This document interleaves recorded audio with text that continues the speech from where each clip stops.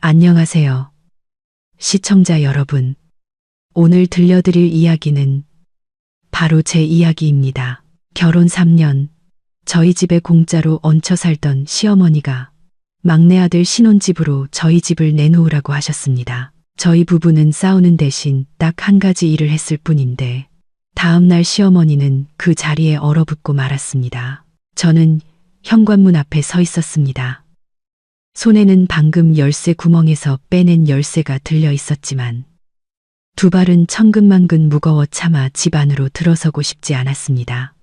눈앞에 펼쳐진 120제곱미터, 약 36평의 고급 아파트, 한때는 저의 자부심이자 결혼 전 친정 부모님께서 평생 모은 돈으로 제게 선물해 주신 소중한 보금자리였습니다. 하지만 지금은 마치 전쟁터나 다름없었습니다. 남편 민준 씨와 결혼한 지 이제 겨우 3년이 지났습니다. 3년. 한 사람의 인생에서 그리 긴 시간은 아니지만 제 인내심을 바닥까지 긁어내기에는 충분한 시간이었습니다. 고급스러운 크림색 수입 가죽 소파 위에는 시어머니가 길게 누워 TV를 보고 계셨습니다. TV 소리는 최대 볼륨으로 켜져 있었고 시끄러운 주말 드라마의 고성이 집안을 가득 메우고 있었습니다. 바닥에는 땅콩 껍데기가 사방에 흩어져 있었고 그 사이에는 다 먹고 버리지 않은 요구르트 병도 나뒹굴고 있었습니다. 부엌에서 풍겨나오는 기름진 음식 냄새는 지난주에 막 세탁한 커튼에 스며들어 숨막히는 악취를 만들어내고 있었습니다. 저는 깊은 한숨을 삼키며 인사를 건넸습니다. 어머니, 저 왔어요.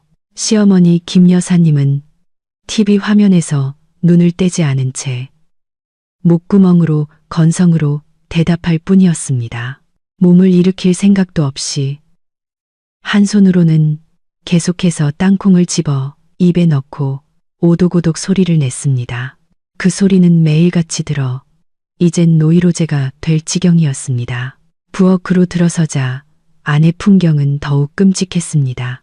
점심 식사 때 쓴 그릇들이 설거지통에 그대로 담겨 있었고 쌀뜨물 위에는 음식물 찌꺼기가 둥둥 떠다녔습니다.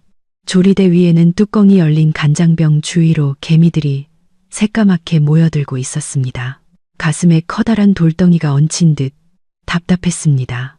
갓 결혼했을 때 시어머니는 아들과 새 며느리를 챙겨주고 서울 구경도 할 겸 며칠만 머물다 가시겠다고 했습니다. 하지만 그 며칠은 벌써 3년이라는 긴 시간으로 이어졌습니다. 시어머니는 시골은 심심하고 몸이 약해 자식들 곁에서 병원도 다니고 약도 챙겨 먹어야 한다는 핑계를 대셨습니다. 남편 민준 씨는 효심이 지극한 아들이었고 홀로 계신 어머니가 안쓰러워 저와 상의 끝에 아예 모시고 살기로 했습니다. 그때는 남편이 안쓰럽기도 하고 그저 식구 한 명 늘어나는 것이라 단순하게 생각했던 저는 고개를 끄덕였습니다. 그것이 아마도 제 결혼 생활 초반의 가장 큰 실수였을 겁니다. 시어머니가 올라오신 날부터 집안의 모든 생활비는 저희 부부의 몫이었습니다. 연금이 나오셨지만 용돈으로 쓰기엔 충분한 액수였음에도 불구하고 단 한 번도 1,000원 한 장 꺼내 나물 한 단 사오신 적이 없었습니다. 전기세, 수도세, 아파트 관리비, 식비 등 모든 것이 저희 부부의 어깨를 짓눌렀습니다. 하지만 저는 그런 것을 계산하고 싶지 않았습니다. 자식으로서 부모를 봉양하는 것은 당연한 도리라고 생각했습니다. 하지만 제가 도저히 받아들일 수 없었던 것은 시어머니의 생활 태도였습니다. 시어머니는 저희 집에 살면서도 마치 자신이 여왕인 것처럼 행동하셨습니다. 청소, 요리, 빨래는 당연히 제 책임이라고 여기셨습니다. 저 역시 하루 8시간 직장에 다니고 심지어 야근으로 밤늦게 돌아오는 날도 많았는데 말입니다. 하루 종일 집에 계시면서도 빗자루 한 번 들지 않았고 밥솥에 밥 한 번 안 쳐주신 적이 없었습니다. 그저 TV를 보거나 시골 동네 아주머니들과 전화로 수다를 떨거나 며느리가 살림을 못하고 낭비가 심하다고 흉보는 것이 저는 편한 옷으로 갈아입고 소매를 걷어붙인 채 시어머니가 남긴 전쟁터를 치우기 시작했습니다. 설거지를 하는 동안 시어머니가 부엌 쪽으로 소리치는 소리가 들렸습니다. 서연아, 오늘 저녁은 뭐니? 좀 이따 우리 민석이 와서 저녁 먹는다고 하더라. 뭐 맛있는 것 좀 해서 몸보신 좀 시켜줘라. 요즘 통해가 마른 것 같아. 걱정이야. 민석은 민준 씨의 남동생, 즉 시동생입니다. 올해 26살이지만 아직 변변한 직업 없이 아르바이트를 전전하고 있었습니다. 시어머니가 여기 올라와 계신 후로는 민석도 수시로 드나들며 빌부터 살았습니다. 그는 형님 집을 무료 휴게소처럼 여겼습니다. 오고 싶으면 오고, 가고 싶으면 가고, 밥을 먹고 나면 그릇은 그대로 둔 채 PC방에 가거나 여자친구와 데이트하러 휙 나가버리기 일쑤였습니다. 저는 최대한 차분한 목소리로 대답했습니다. 네, 어머님. 냉장고에 소고기랑 닭고기 좀 있어요. 또 닭볶음탕이야. 맨날 먹어서 지겹다. 다른 메뉴 좀 못하니 그냥 시장 가서 삼계탕용 닭 한 마리 사와서 푹 구워줘.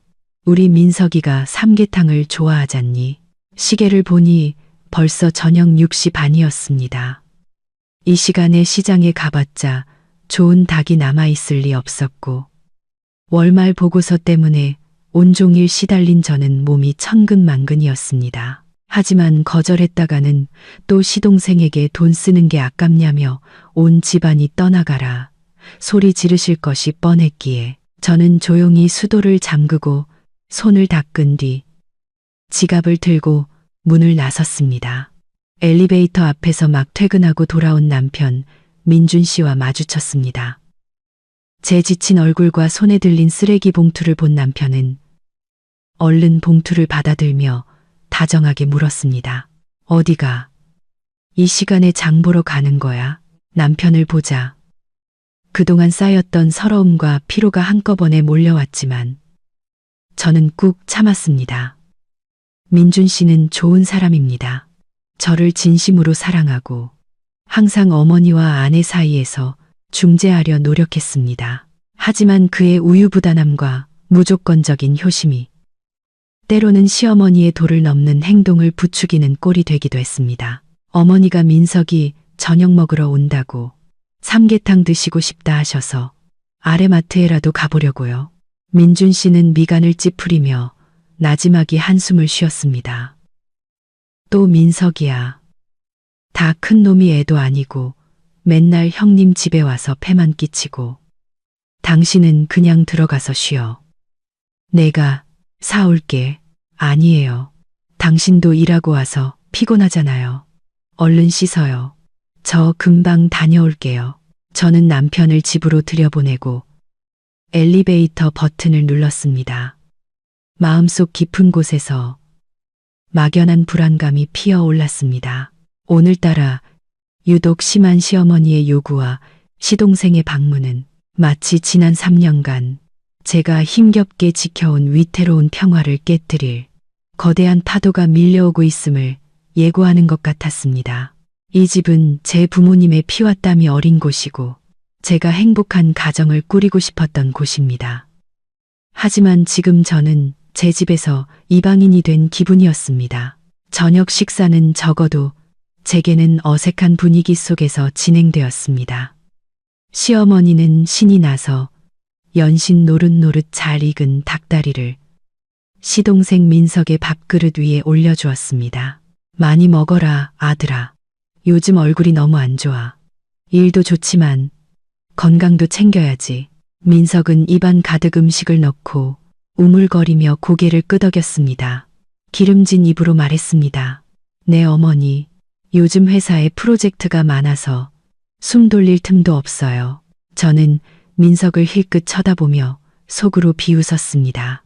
그의 프로젝트란 아마도 밤새도록 하는 온라인 게임이나 백수 친구들과 어울려 다니며 허풍 떠는 것일 테지요. 이 시동생의 성격을 제가 모를 리 없었습니다. 옆에 앉은 민준 씨가 제게 닭가슴살 한 점을 집어주며 속삭였습니다. 당신도 좀 먹어. 보기만 하지 말고.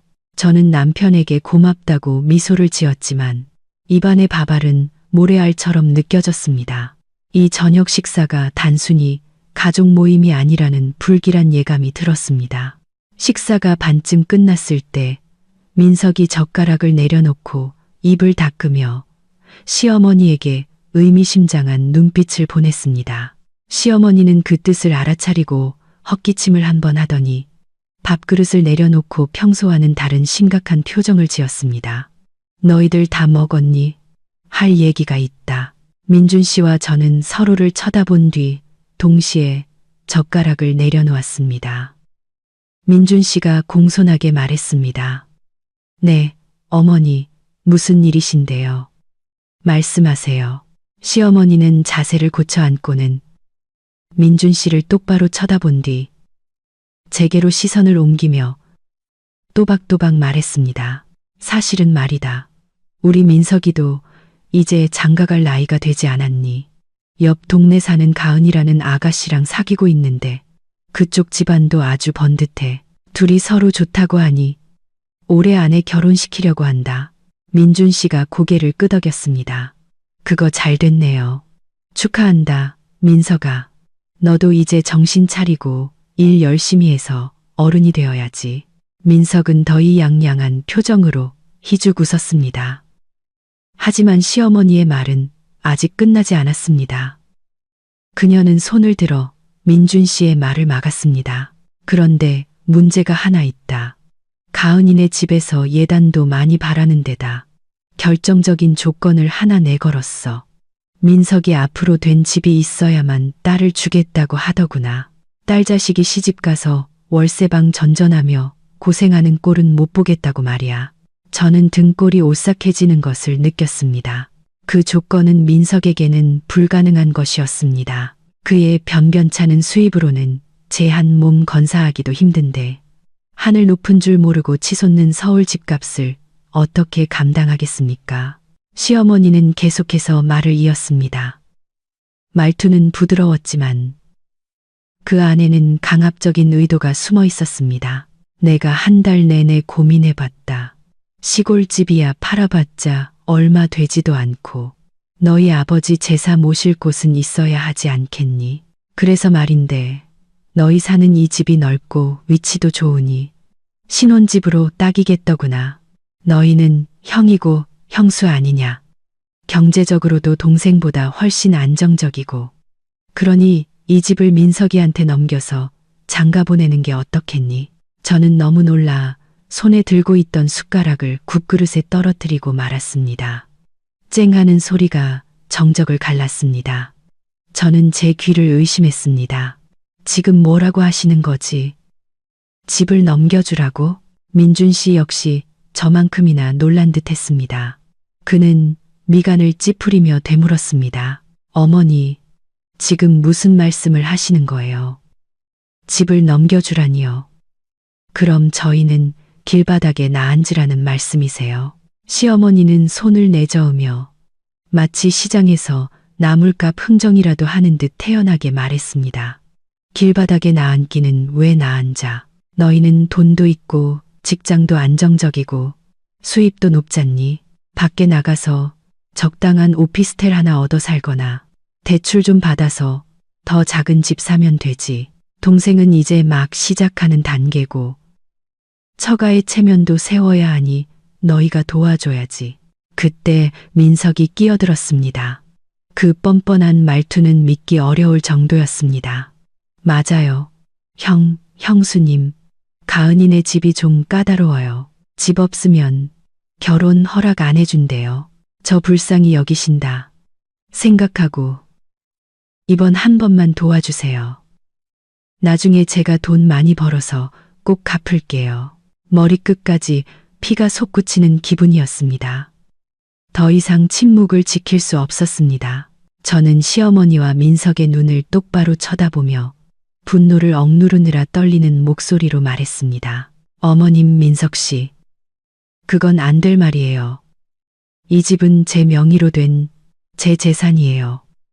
결혼하기 전에 저희 부모님께서 사주신 집이라고요. 이건 저희 부모님의 평생 피땀이 어린 집인데 어떻게 그렇게 쉽게 넘겨주라는 말씀을 하세요? 시어머니의 얼굴이 순식간에 굳어졌습니다. 그녀는 손으로 식탁을 세게 내리치며 소리쳤습니다. 너 지금 뭐라고 했니? 네 재산, 네가 내 아들과 결혼해서 이 박씨 집안 사람이 된 이상 네 것도 다 박씨 집안의 것이다. 여자는 시집 오면 그 집안 귀신이 되는 법이야. 어디서 시어미한테 그런 계산적인 소리를 해. 형제는 수족과 같아서 어려울 때 서로 돕고 사는 거야. 동생이 어려우면 형이 도와주는 게 세상 이치라고. 이치라는 게 이렇게 대놓고 빼앗는 건 아니죠.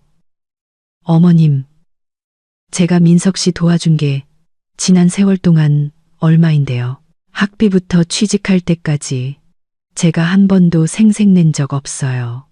하지만 이 집은 제 마지막 자존심이에요. 등기부등본에도 제 이름만 올라 있어요. 법적으로도 명백히 제 고유재산이고 누구도 저한테 강요할 권리는 없어요. 민석은 제 격한 반응을 보고는 민준 씨를 부추기기 시작했습니다. 형수님 좀 봐. 말 한마디 했다고 법까지 들먹이면서 엄마랑 나를 협박하잖아. 형이 가장이면서 어떻게 형수님이 머리 꼭대기에서 저렇게 날뛰게 놔둬. 시어머니도 가세하며 울부짖기 시작했습니다. 아이고, 세상에, 세상에. 내가 무슨 복이 없어서 저렇게 사납고 독한 며느리를 들였을까. 피부치 정보다 집 한 채를 더 중하게 여기는 것 좀 봐. 아들아, 정신 차리고 내 마누라 좀 봐라. 저녁 식사는 한순간에 저를 비난하는 성토의 장으로 변했습니다. 저는 그 자리에 앉아 손가락 마디가 하얘지도록 식탁 모서리를 꽉 잡았습니다. 저는 이 싸움이 이제 막 시작되었음을 직감했습니다. 그리고 김서연은 제 보금자리를 지키기 위해 결코 물러서지 않을 것이라고 다짐했습니다. 거실의 공기는 무겁게 가라앉아 성냥불 하나만 던져도 모든 것이 폭발할 것 같았습니다.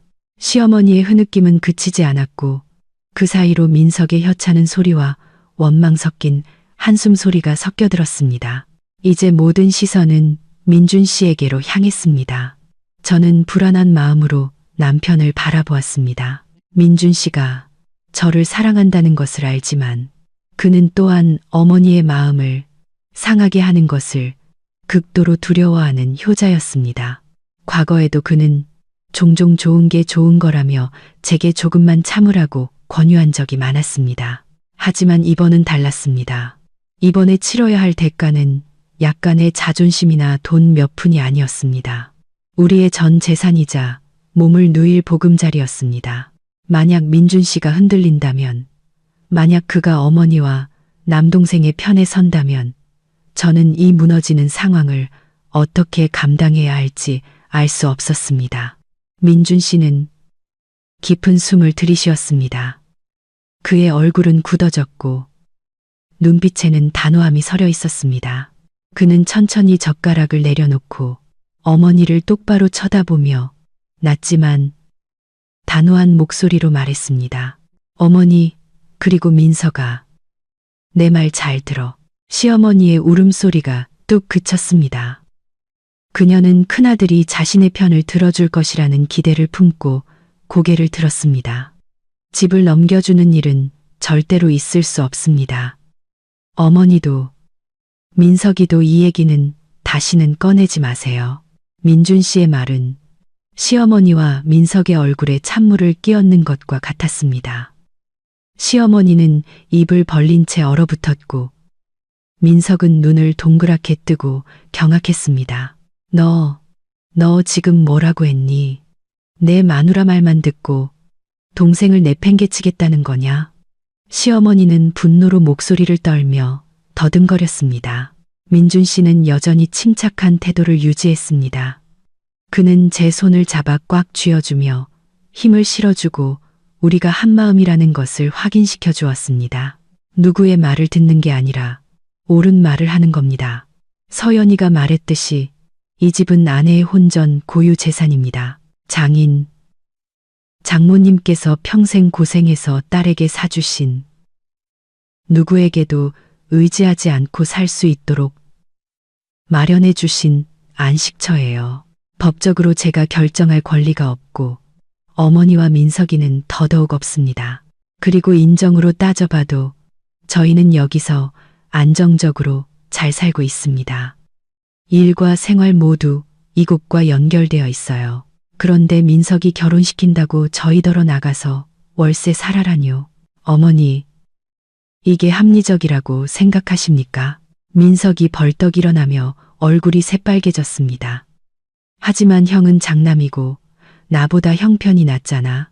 내가 지금 집이 없어서 결혼을 못하게 생겼는데 형이 평생 나 총각으로 늙어 죽는 꼴 보고 싶어. 민준 씨는 동생을 돌아보았습니다. 그의 날카로운 눈빛에 민석은 저도 모르게 한 걸음 뒤로 물러섰습니다. 민석아, 너 이제 26살이야.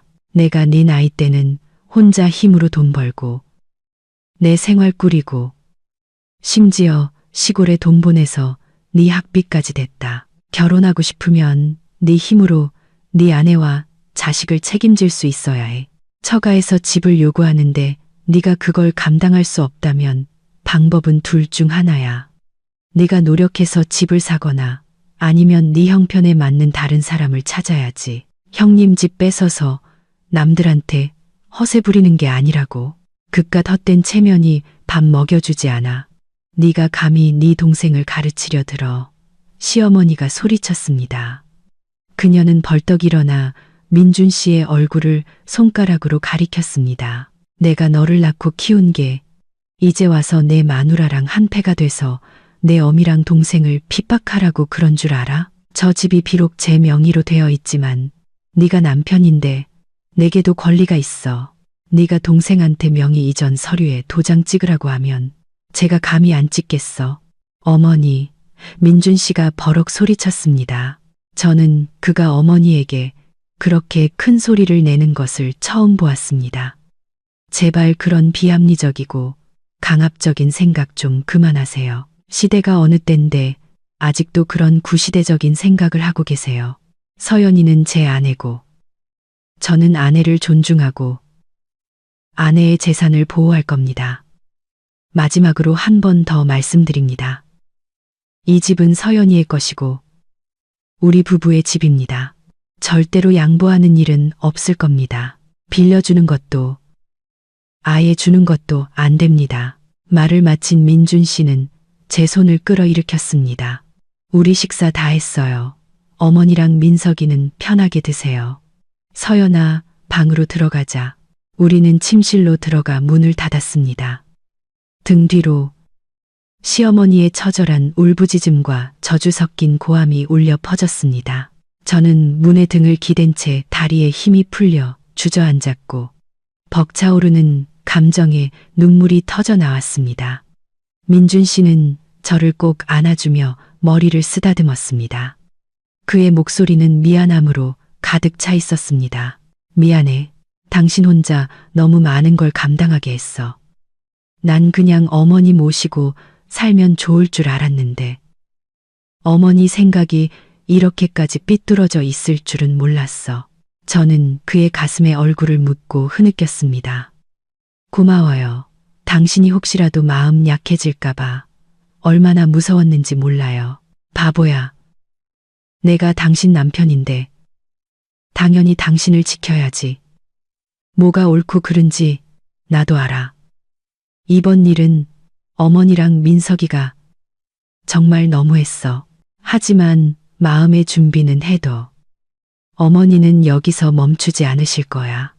내가 어머니 성격 잘 알잖아. 목적을 위해서라면 무슨 짓이든 하실 분이야. 우리 단단히 마음먹어야 해. 그날 밤 우리 부부는 침대에 누워 앞으로 일어날 수 있는 모든 상황에 대해 이야기했습니다.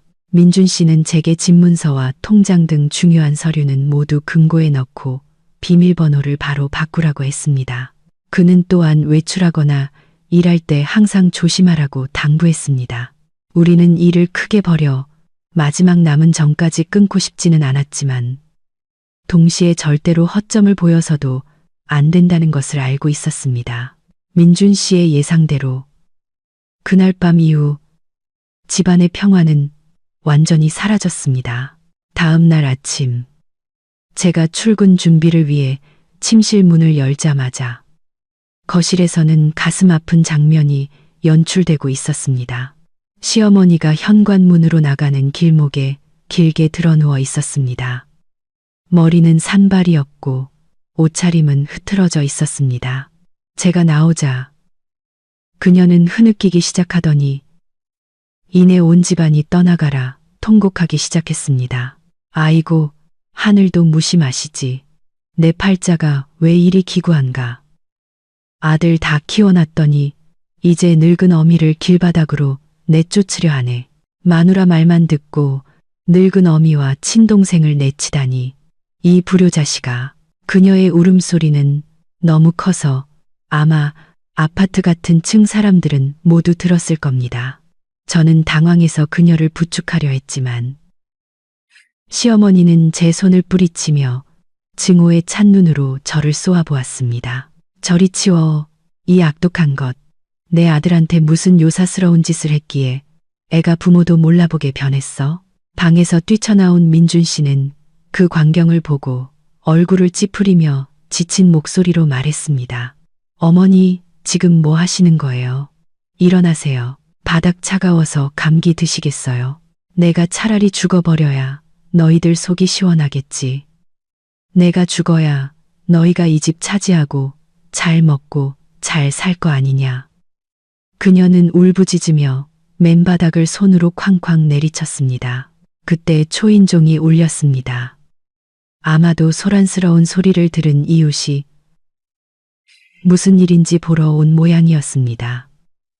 현관문 렌즈를 통해 보니 아파트 반장님과 옆집 홍씨 아주머니가 걱정스러운 표정으로 서 있었습니다. 저는 문을 열고 최대한 침착한 표정을 지으려 애썼습니다.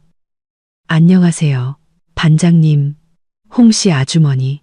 반장님은 안을 들여다보며 드러누워 떼를 쓰고 있는 시어머니를 보고는 난처한 표정으로 물었습니다.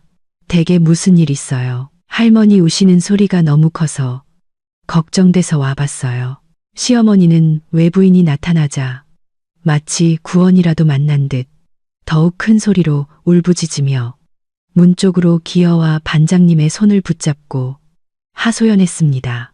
반장님, 저 좀 살려주세요. 저것들이 저를 내쫓고 재산 다 뺏어서 길거리로 나앉게 하려고 해요. 세상에 이렇게 불효막심한 것들이 어디 있습니까? 저는 창피해서 얼굴이 화끈거렸습니다. 그녀는 이웃들 앞에서 저희 부부의 명예를 실추시키려 하고 있었습니다. 민준 씨가 급히 다가와 어머니를 부축하며 반장님께 말했습니다. 반장님, 죄송합니다. 저희 어머니가 연세가 드셔서 좀 변덕스러우셔서요. 자식들한테 서운한 게 있으셔서 그러시는 거니 너무 신경 쓰지 마세요. 내쫓는다니요.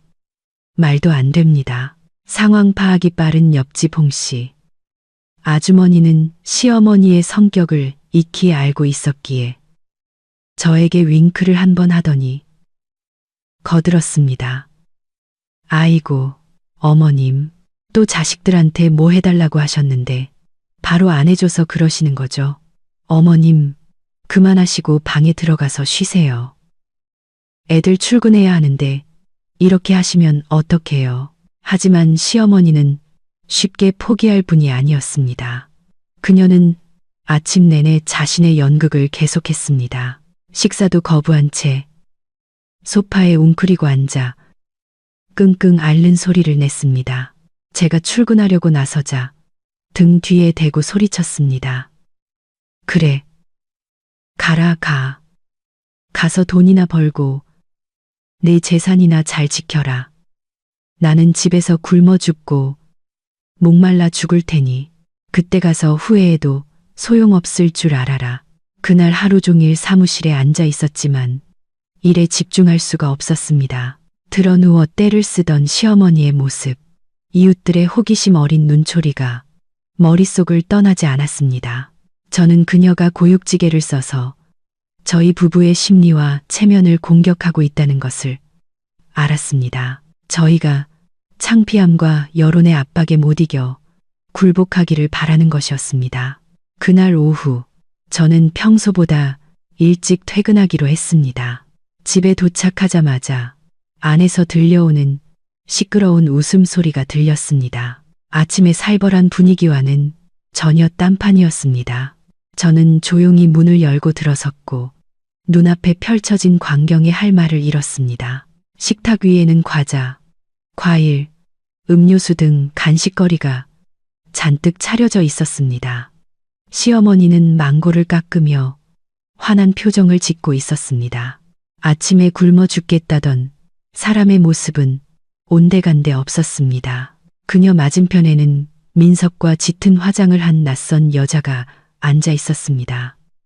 그 여자는 다리를 꼬고 앉아 망고를 우적우적 씹고 있었습니다. 제가 들어서자 웃음소리가 뚝 그쳤습니다.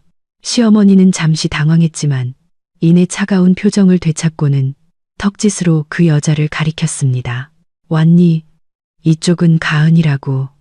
우리 민석이 여자친구다.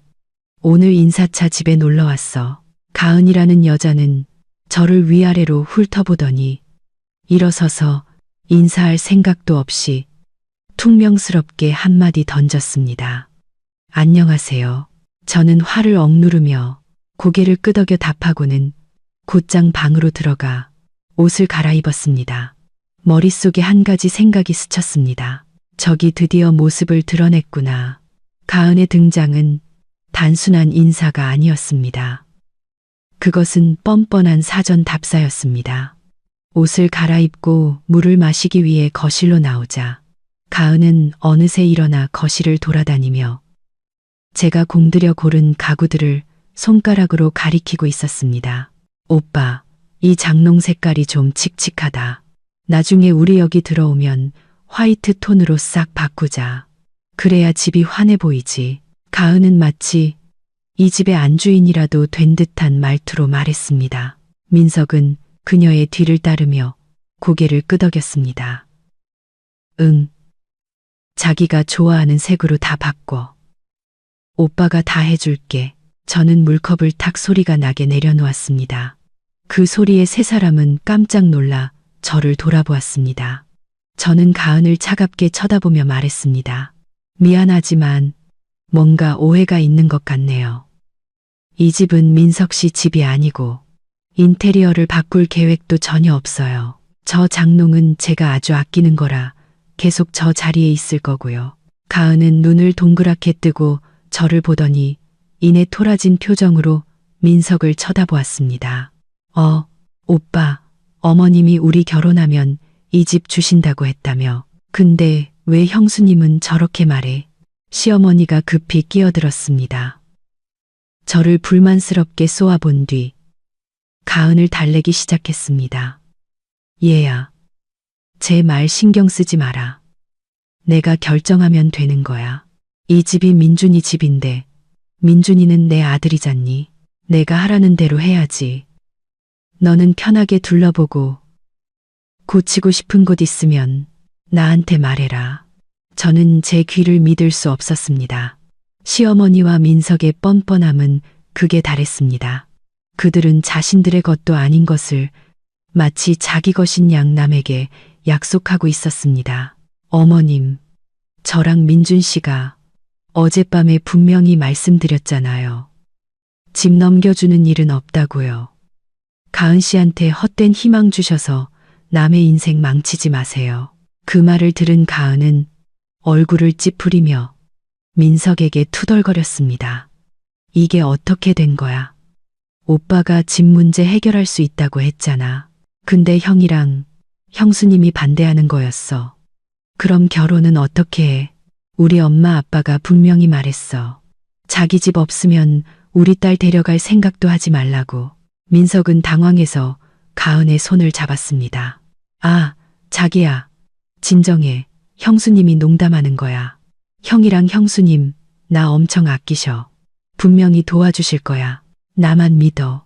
그러고는 저를 돌아보았습니다. 그의 눈빛은 애원에서 증오로 바뀌어 있었습니다. 형수님, 너무 심한 거 아니에요?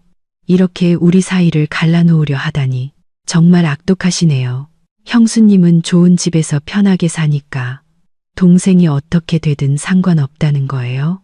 그깟 집 하나 동생한테 양보하는 게 그렇게 아까워요? 저는 씁쓸하게 웃었습니다. 양보할 가치가 있는 사람한테는 아깝지 않지, 민석 씨. 하지만 나는 평생 당신이랑 당신 아내까지 부양할 의무는 없어. 결혼하고 싶으면 네 힘으로 내 발로 일어서야지. 가은이 제가 들을 수 있을 만큼의 소리로 비아냥거렸습니다. 무슨 대단한 집이라고. 가족끼리 너무 계산적이네. 저런 사람이랑 같이 살면 피곤하겠다. 저는 궤 돌아서서 가은의 얼굴을 똑바로 쳐다보았습니다. 네, 맞아요.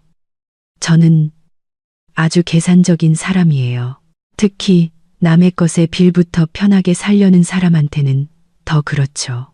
이 집 문턱도 넘어보지 않고 벌써 가구를 바꾸고 집을 차지할 생각부터 하는 걸 보니 딱 잘라 말할게요. 당신은 어림도 없어요. 이만 돌아가 주세요. 네가 감히 내 손님을 내쫓아. 시어머니가 소리치며 제 뺨을 때리려고 달려들었습니다. 저는 재빨리 그녀의 손목을 잡았습니다. 저는 그녀가 지금껏 저에게서 본 적 없는 단호한 눈빛으로 그녀를 쏘아보았습니다. 어머님 손님을 내쫓는 게 아니에요. 하지만 여긴 제 집이고 집주인을 존중하지 않는 사람을 내보낼 권리는 저한테 있어요.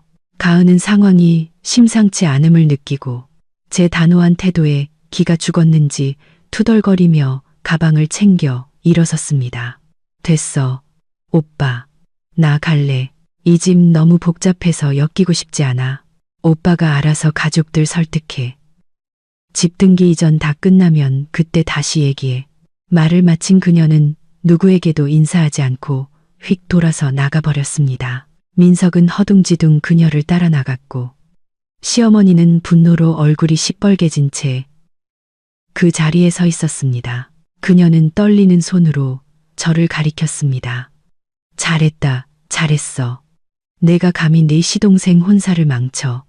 내가 가만두지 않을 거야. 저는 그들의 뒷모습을 보며 속으로 생각했습니다. 가만두지 않겠다고요? 좋아요. 어머님이 뭘 하실 수 있는지 저도 한번 기다려보죠. 가은과의 사건 이후 시어머니는 전략을 바꾸셨습니다. 더 이상 소리를 지르거나 드러누워 떼를 쓰지 않으셨습니다. 대신 무서운 침묵을 지키셨습니다. 하루 종일 뚱한 표정으로 제게 말 한마디 걸지 않으셨습니다. 저를 보는 눈빛에는 항상 계산적인 저기가 서려 있었습니다. 그 침묵은 차라리 욕설보다 더 저를 불안하게 만들었습니다. 이틀 후 오전에 갑작스러운 회의가 잡혀 오후에 일찍 퇴근하게 되었습니다. 저는 마트에 들러 맛있는 음식을 사서 저녁 식사를 푸짐하게 차릴 생각이었습니다. 긴장된 집안 분위기를 좀 풀어보고 싶었습니다. 어쨌든 냉전이 길어져서 좋을 건 없으니까요. 집에 도착하니 현관문이 살짝 열려 있었습니다. 안에서는 무언가 쿵쾅거리는 소리와 테이프 뜯는 소리가 들렸습니다. 불길한 예감이 들어 저는 소리를 내지 않고 조심스럽게 문을 열고 안으로 들어갔습니다. 눈앞에 펼쳐진 광경에 피가 거꾸로 솟는 것 같았습니다. 제가 출근하기 전 분명히 잠갔던 저희 부부의 침실 문이 자물쇠 부분이 뜯겨나간 채 활짝 열려 있었습니다. 안에서는 시어머니와 민석이 분주하게 움직이고 있었습니다. 민석은 제 드레스와 정장들을 낡은 종이 상자에 마구 쑤셔 넣고 있었습니다. 엄마, 이거 버려? 아니면 누구죠? 민석이 제가 아끼는 파티 드레스를 들어 보이며 물었습니다. 다 상자에 쳐넣어. 깨끗하게 치워야지. 침대 위치도 다시 잡고. 가은이가 서연이 냄새 나는 거 싫어할지도 몰라. 이 방은 완전히 새로 뜯어 고쳐야 복이 들어오지.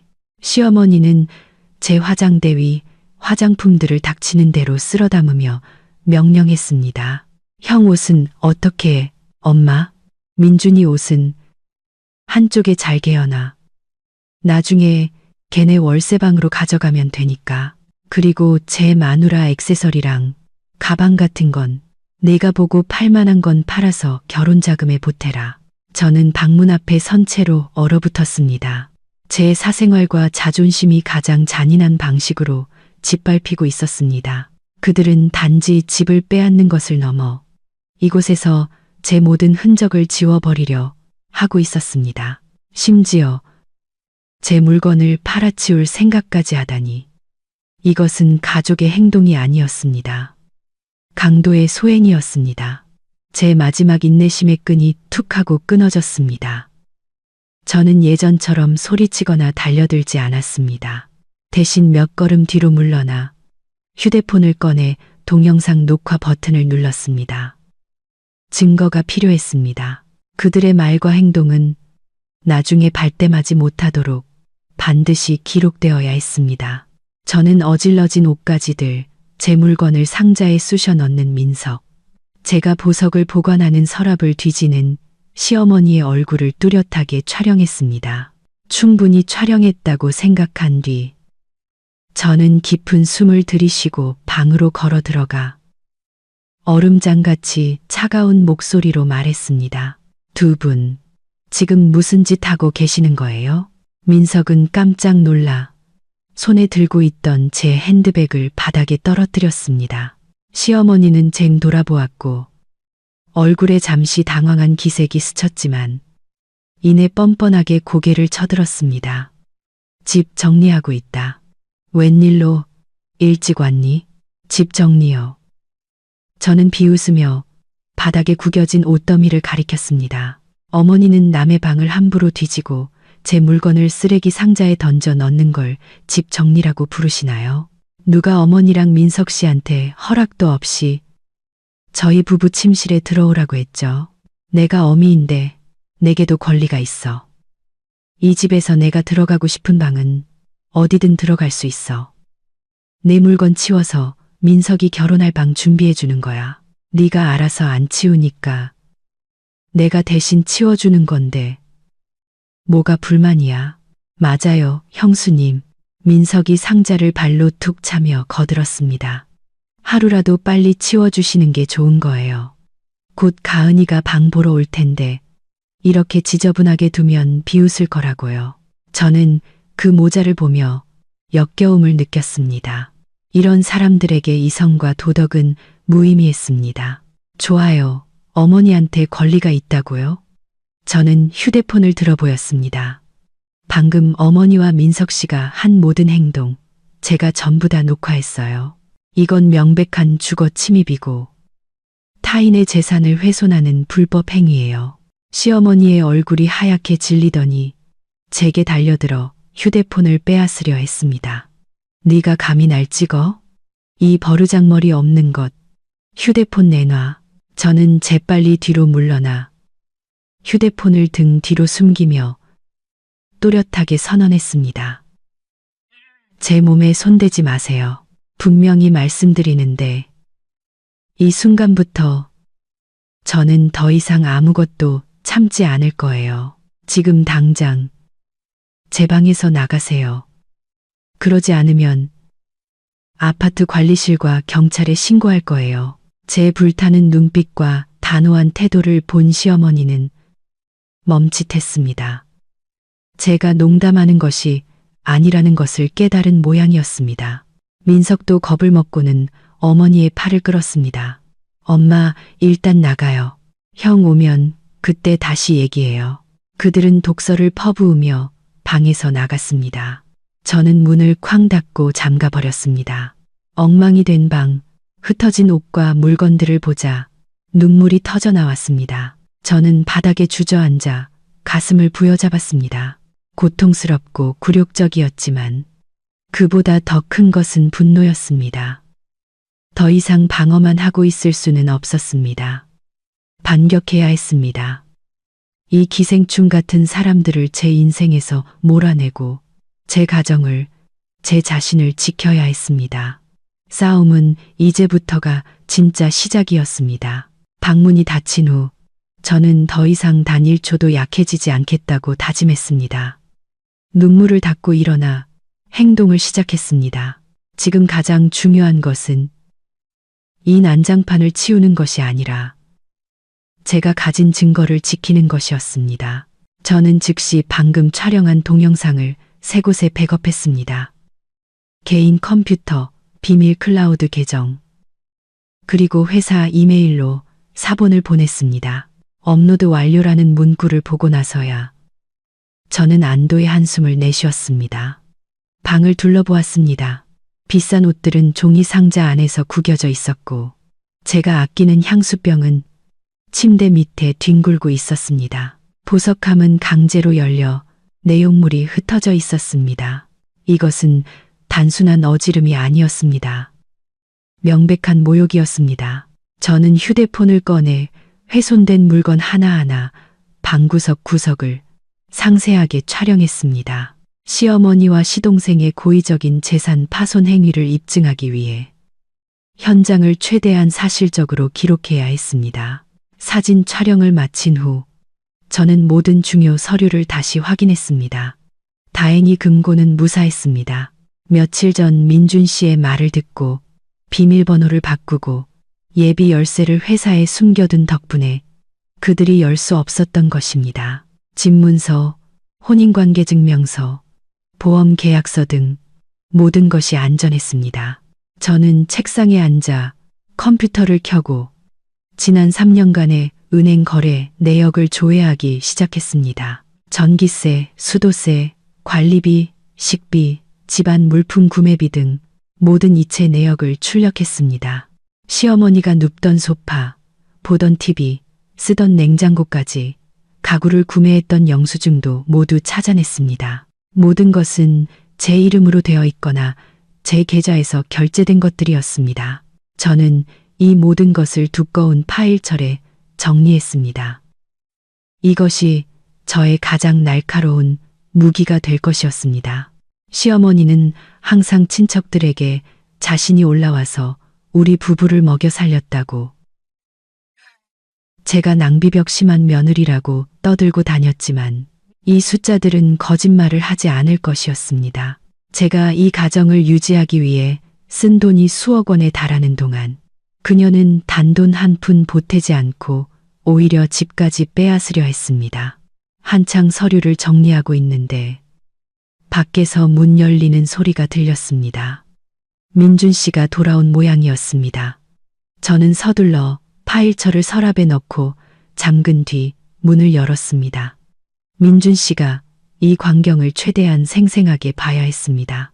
민준 씨는 지친 표정으로 집에 들어섰지만 침실 문 앞에 쌓인 종이, 상자들과 미처 치우지 못한 옷더미를 보자마자 너무 놀라 손에 들고 있던 서류 가방을 바닥에 떨어뜨렸습니다. 이게 다 뭐야? 민준 씨는 충격으로 갈라진 목소리로 물었습니다. 저는 문에 기댄 채 아무 말 없이 붉어진 눈으로 그를 바라볼 뿐이었습니다. 민준 씨는 제게 달려와 걱정스럽게 어깨를 잡았습니다. 서연아, 무슨 일이야? 집에 도둑이라도 들었어? 도둑 아니에요. 우리 가족이 한 짓이에요. 어머니랑 민석 씨가 가은 씨 방 만들어준다고 제 물건 다 치워버렸어요. 민준 씨는 꼼 돌아서서 어머니와 남동생을 노려보았습니다. 그의 눈에는 지금껏 본 적 없는 맹렬한 분노가 타올랐습니다. 그는 빠른 걸음으로 거실로 나가 위압적인 목소리로 외쳤습니다. 어머니 민석, 이게 어떻게 된 일인지 당장 설명하세요. 시어머니는 아들의 분노에 잠시 주춤했지만 이내 뻔뻔하게 둘러댔습니다. 지저분해서 내가 좀 치웠다. 뭐가 그렇게 큰 소리야? 치웠다고요? 민준 씨는 목소리를 높이며 구겨진 옷더미를 가리켰습니다. 어머니는 제 아내 옷을 쓰레기 상자에 쳐넣는 걸 치운다고 하세요. 누가 어머니한테 함부로 저희 방에 들어오라고 허락했습니까? 제가 몇 번이나 말씀드렸어요. 침실은 사적인 공간이니 절대 함부로 들어오지 마시라고요. 민석이 어머니를 변호하며 나섰습니다. 형, 진정해. 엄마도 다 형 잘 되라고 그러신 거야. 형수님이랑 둘이 살기엔 너무 넓어서 낭비잖아. 내가 곧 결혼하는데 동생한테 좀 양보하는 게 뭐 어때서 그래. 닥쳐. 민준 씨의 고함에 민석은 깜짝 놀라 소파에 주저앉았습니다. 너는 입 다물고 있어. 팔다리 멀쩡하고 나이도 먹을 만큼 먹은 놈이 제 앞가림도 못하고 엄마랑 한패가 돼서 형수님 집이나 뺏으려고 해. 너 자존심도 없냐, 민석아. 민준 씨는 어머니를 돌아보았습니다. 그의 목소리는 깊은 실망감으로 떨리고 있었습니다. 어머니, 정말 어머니가 이런 일을 하셨다는 게 믿기지가 않아요. 서연이는 제 아내고 어머니 며느리예요. 아내가 뭘 그렇게 잘못했다고 이렇게까지 대하세요? 지난 3년간 아내는 어머니 식사 한 끼, 잠자리 하나까지 다 챙겨드렸어요. 어머니 아프실 때도 아내가 밤새 간호했고요. 어머니가 아내를 아껴주시지는 못할 망정 어떻게 아내의 집에서 아내의 명예를 이렇게 짓밟으실 수가 있어요. 시어머니는 아들에게 된통 야단을 맞자 또다시 울음을 터뜨리며 예전 수법을 썼습니다. 아이고, 내 아들이 마누라 편들어서 어미한테 소리 지르네. 내가 너를 어떻게 키웠는데 고작 낡은 옷 몇 벌 때문에 이 어미한테 대들어. 하지만 이번에는 민준 씨가 흔들리지 않았습니다. 그는 차가운 눈빛으로 어머니를 똑바로 쳐다보았습니다. 그만 우세요, 어머니. 이제 어머니 눈물은 저한테 통하지 않아요. 분명히 말씀드리는데 제가 봐드리는 건 이번이 마지막이에요. 만약 어머니랑 민석이가 또다시 이 집 물건에 손을 대거나 서연이를 한 번만 더 힘들게 하면 그때는 저 불효자식 되는 거 원망하지 마세요. 당장 어머니를 시골로 내려보낼 겁니다. 말을 마친 민준 씨는 등 뒤에서 울부짖는 어머니를 내버려 두고 돌아섰습니다. 그는 방으로 들어와 저를 부드럽게 안아주었습니다. 미안해. 내가 너무 늦게 왔어. 저는 그의 어깨에 얼굴을 묻었습니다. 남편의 가슴이 떨리는 것이 느껴졌습니다. 민준 씨도 마음이 아플 것이라는 걸 압니다. 친어머니에게 큰 소리를 내는 것은 어떤 자식도 원치 않는 일일 겁니다. 하지만 그는 제 편에 서서 옳은 것을 지키기로 선택했습니다. 그것만으로도 저는 큰 위안을 얻었습니다. 우리 부부는 함께 방을 정리했습니다. 민준 씨는 조심스럽게 옷 하나하나를 옷걸이에 걸고 흩어진 장신구들을 보석함에 담아주었습니다. 침묵이 공간을 감쌌지만 그 침묵 속에서 저는 우리 두 사람의 굳은 결심과 한마음을 느낄 수 있었습니다. 이 싸움이 앞으로 더욱 힘겨워질 것이라는 것을 우리는 알고 있었습니다. 격렬한 다툼 이후 시어머니의 태도는 완전히 바뀌었습니다.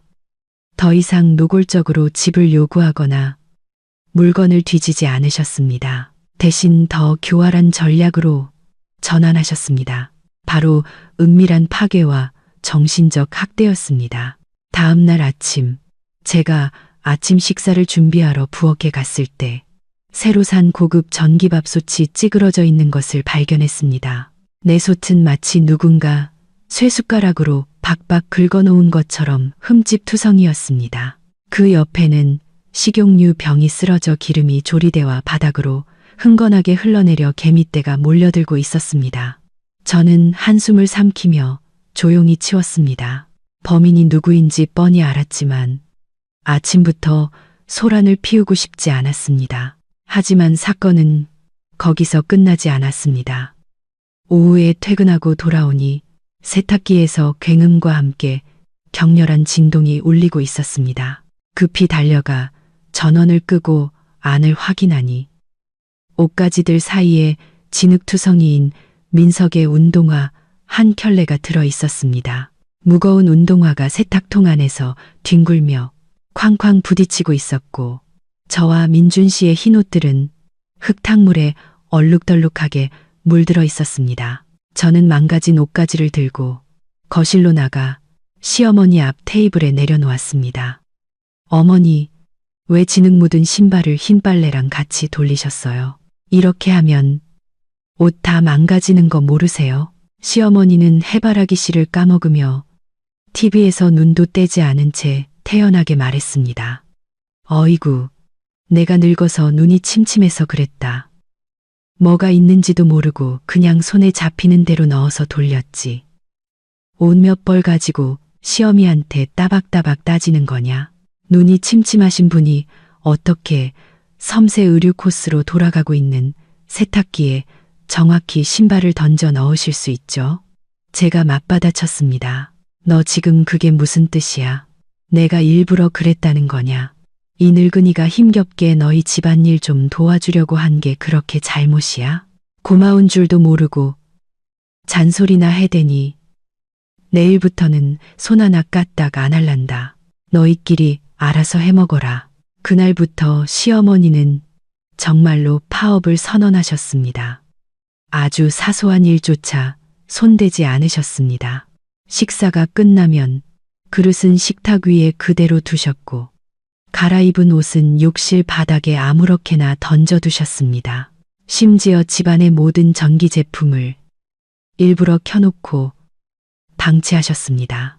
덥지도 않은데 거실 에어컨은 하루 종일 16도로 켜져 있었고 TV는 잠자리에 드신 후에도 아침까지 시끄럽게 켜져 있었습니다.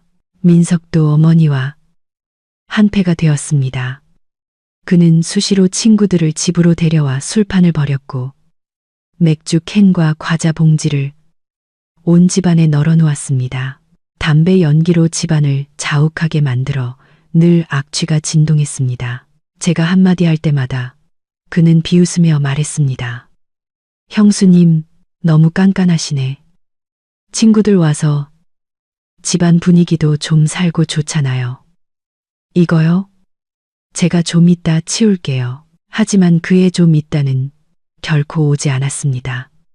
결국 치우는 사람은 저나 민준 씨였습니다. 저는 그들이 일부러 저를 자극해서 제가 미쳐버리거나 지쳐서 그들의 요구를 들어주기를 바란다는 것을 알았습니다. 하지만 그들은 저를 잘못 봤습니다. 억압받을수록 저는 더 강해졌습니다. 저는 여전히 출근했고 집안일을 돌봤습니다. 하지만 동시에 그들의 모든 파괴 행위를 조용히 기록했습니다. 거실과 부엌에 몰래카메라를 추가로 설치했습니다. 집을 더럽히고 물건을 부수는 그들의 모든 행동이 선명하게 녹화되었습니다. 저는 아무 말도 하지 않았습니다. 결정적인 한 방을 날릴 가장 적절한 때를 기다리고 있었습니다. 파괴 공작이 저희 부부를 흔들지 못하자 시어머니는 떼쓰기 수준을 한 단계 더 끌어올리기로 결심했습니다. 바로 단식 투쟁이었습니다. 그날 저녁, 제가 저녁상을 차렸을 때 시어머니는 소파에 앉아 벽을 보고 돌아 누운 채 식탁으로 올 생각을 안 했습니다. 민준 씨가 다가가 말했습니다. 어머니, 식사하러 오세요.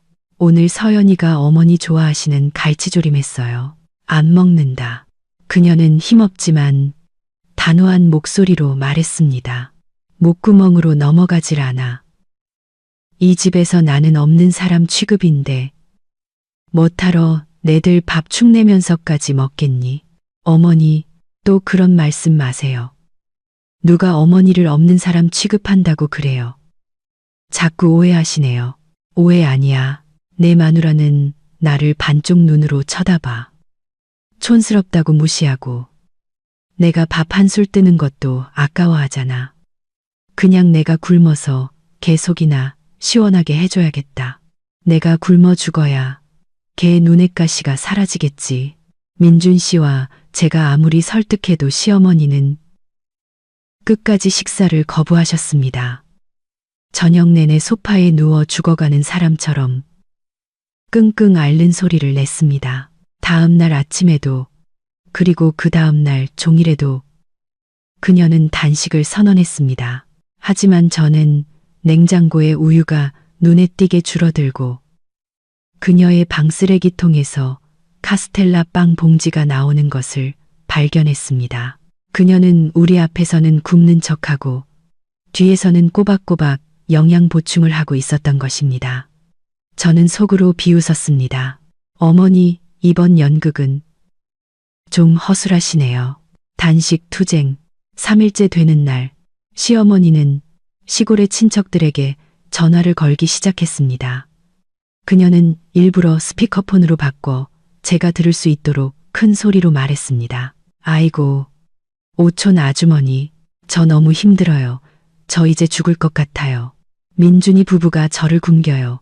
사흘 동안 밥 한 톨 구경도 못했어요. 이것들이 저를 죽이려고 하나 봐요. 전화기 너머 시어머니의 여동생인 이모님이 경악했습니다. 아니, 그게 무슨 소리야.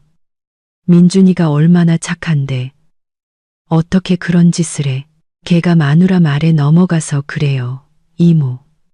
그 며느리가 얼마나 독한데요. 저를 온갖 방법으로 괴롭히더니 이제는 저를 길거리로 내쫓고 재산 다 뺏으려고 해요. 이모가 다른 친척들한테도 알려서 저 좀 구하러 와달라고 해주세요. 저는 피가 끓어오르는 것을 느꼈습니다. 그녀는 뻔뻔하게 흑백을 뒤바꿔 자신을 비련의 주인공으로 만들고 있었습니다. 지금 당장 행동하지 않으면 저희 부부의 명예가 온 집안에 먹칠될 것이 뻔했습니다. 저는 거실로 나가 전화기를 붙들고 울부짖는 그녀를 똑바로 쳐다보았습니다. 어머니, 이모님이랑 통화하시는군요. 제 안부도 좀 전해주세요. 그리고 이모님한테 이것도 꼭 말씀드리세요. 제가 어제 어머니가 다 드신 우유랑 카스텔라 빵 산 마트 영수증 아직 가지고 있다고요. 어머니, 밥은 굶으셔도 간식은 잘 챙겨 드시는데 어떻게 굶어 죽겠어요. 시어머니는 깜짝 놀라 허둥지둥 전화를 끊었습니다. 그녀의 얼굴은 들통난 거짓말 때문에 시뻘개졌습니다. 그녀는 더듬거리며 말했습니다. 네, 네가 감히 나를 감시해. 감시한 거 아니에요. 그냥 청소하다가 어머니 방 쓰레기통에서 빵 봉지를 봤을 뿐이에요. 단식 투쟁 연극을 하시려거든 제대로 하세요. 이렇게 어설프게 하시면 남들이 비웃어요. 시어머니는 할 말을 잃고 베개에 얼굴을 묻고 울부짖을 뿐이었습니다. 하지만 저는 그 눈물이 서러움 때문이 아니라 며느리에게 계획이 탄로난 분노 때문이라는 것을 알았습니다. 시어머니가 친척들에게 전화해 저희를 험담한 사건은 마지막 남은 인내심마저 끊어버리는 계기가 되었습니다. 민준 씨는 이대로 수동적으로 당하고만 있으면 자신과 가족의 명예가 완전히 실추될 것이라고 깨달았습니다. 그날 밤 민준 씨는 저와 진지하게 상의했습니다. 서연아, 더 이상은 양보할 수 없을 것 같아. 어머니랑 민석이가 선을 너무 넘었어. 나 이틀 휴가 내서 이 문제 확실히 해결해야겠어. 어떻게 할 생각인데요? 저는 기쁘면서도 걱정스러운 마음으로 물었습니다. 대학 동기인 박 변호사한테 연락할 거야. 그 친구가 이혼이랑 재산 분쟁 전문이거든. 모든 걸 법적으로 명확하게 하고 싶어. 법만이 어머니와 민석이를 정신 차리게 할 수 있을 거야. 저는 즉시 고개를 끄덕였습니다. 그것은 제가 오랫동안 기다려온 말이었습니다. 서류는 다 준비됐어? 네. 다 준비해놨어요. 동영상, 사진, 지난 3년간의 지출 내역, 영수증까지 다 분류해놨어요. 민준 씨는 제 손을 잡았습니다. 그의 눈빛은 단호했습니다. 잘했어. 내일 박 변호사 집으로 오라고 할게. 그리고 솔직하게 다 터놓고 얘기하는 거야. 삼자 대면으로.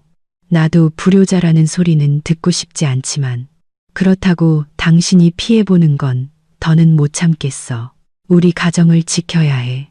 다음 날 아침 민준 씨는 박 변호사에게 전화를 걸었습니다. 그는 또한 두 누나인 미니 씨와 미나 씨에게도 문자를 보내 중요한 일이 있으니 저녁에 집으로 와달라고 부탁했습니다. 그는 모든 가족이 지켜보는 가운데 일을 처리해서 나중에 누구도 저희에 대해 험담할 수 없게 만들고 싶었습니다. 저는 오후에 반차를 내고 집에서 준비를 했습니다. 거실을 깔끔하게 정리하고 모든 증거 서류를 테이블 위에 보기 좋게 펼쳐 놓았습니다. 마치 실제 재판에 들어서는 것처럼 긴장되었습니다. 하지만 이번에는 제가 정의의 저울을 쥔 사람이었습니다. 저는 벽에 걸린 결혼사진 속 행복하게 웃고 있는 우리 부부의 모습을 보며 누구에게도 이 행복을 빼앗기지 않겠다고 다짐했습니다. 저녁 7시 정각, 아파트의 공기는 활시위처럼 팽팽했습니다. 남편과 저, 시어머니, 민석, 그리고 민준 씨의 두 누나인 미니 씨, 미나 씨와 박 변호사까지 모든 사람이 모였습니다. 시어머니는 소파 중앙에 앉아 험악한 표정을 짓고 있었습니다. 그녀는 민준 씨가 누나들을 부른 것이 저에게 집을 양보하라고 압박하기 위함이라고 생각하는 듯 꽤 자신만만한 태도였습니다. 민석은 어머니 옆에 앉아 불안하게 눈을 굴리며 이따금씩 어머니에게 귓속말을 했습니다. 민준 씨가 정중하게 입을 열었습니다. 누나들, 그리고 박 변호사님, 와주셔서 감사합니다. 최근 저희 집에 불미스러운 일이 많았습니다. 주로 이 집 문제와 민석이 결혼 문제 때문인데요. 오늘 변호사님과 가족들이 모두 지켜보는 앞에서 모든 것을 명확하고 단호하게 정리하고 싶습니다. 큰 누나인 미니 씨가 말했습니다. 무슨 일이기에 이렇게 심각하게 사람을 불렀어?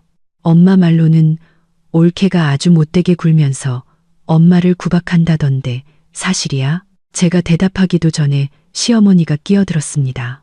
사실이고 말고 제가 지집이라고 유세 떨면서 이 늙은 어미를 사람 취급도 안 해. 이제 민석이가 장가가는데 집이 필요하다는데 죽어도 못 주겠다고 버티잖아. 동생이 총각으로 늙어 죽길 바라는 거지. 박 변호사는 침착하고 전문적인 태도로 안경을 고쳐 쓰고 서류 가방을 열었습니다. 그는 부드럽게 미소 지으며 말했습니다.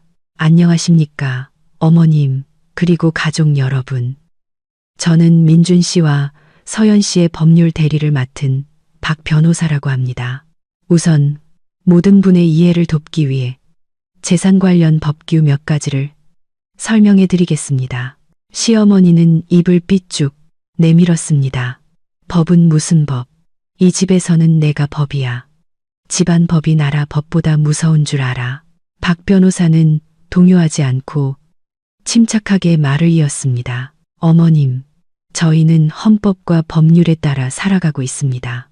가정 내에서도 법은 지켜져야 합니다. 제가 사본을 가지고 있는 이 등기부등본에 따르면 이 아파트는 오직 김서연 씨 단독 소유입니다. 박 변호사는 등기부등본 사본을 들어 모두에게 보여주었습니다. 이 재산은 혼인 전에 형성되었으며 서연 씨의 부모님께서 서연 씨 개인에게 증여한 것입니다. 2014년 개정된 민법 제830조에 따라 이는 아내의 고유재산에 해당합니다.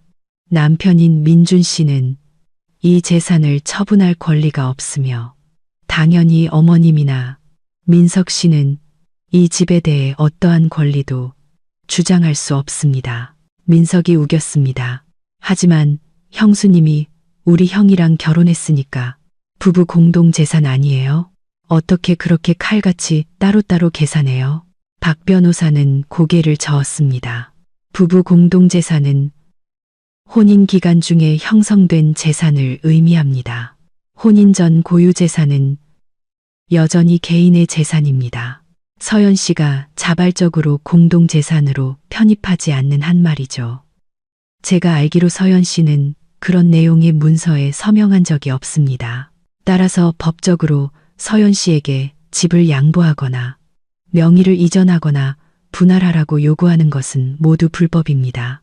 만약 누군가 폭력이나 협박을 사용하여 서연 씨에게 강요할 경우 그 사람은 공갈죄로 형사처벌을 받을 수도 있습니다.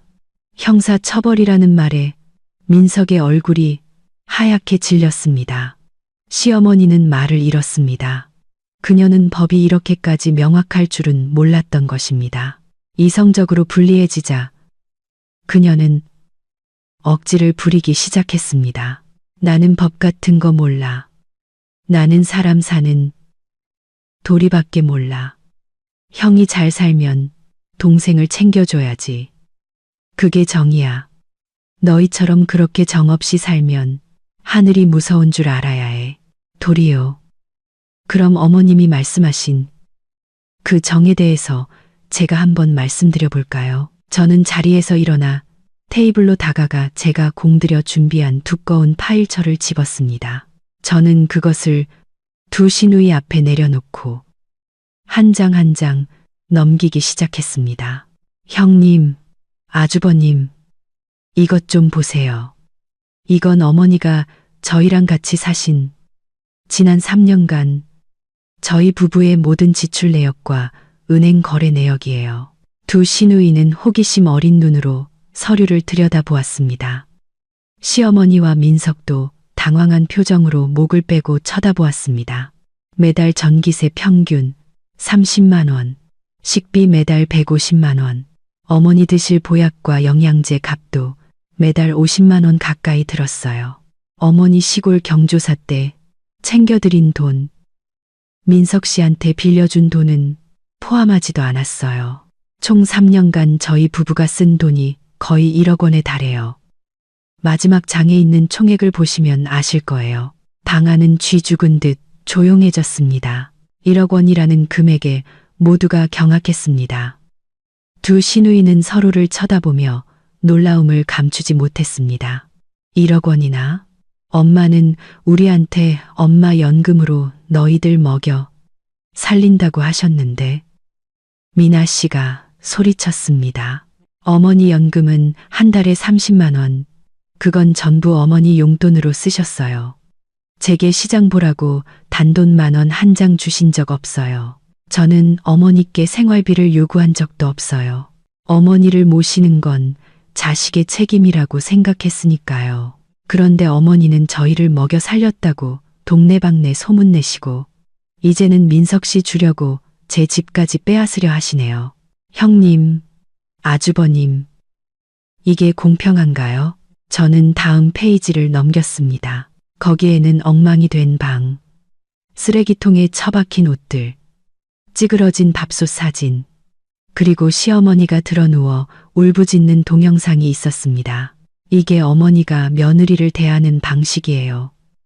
남의 방을 뒤지고 물건을 부수고 명예를 훼손하고.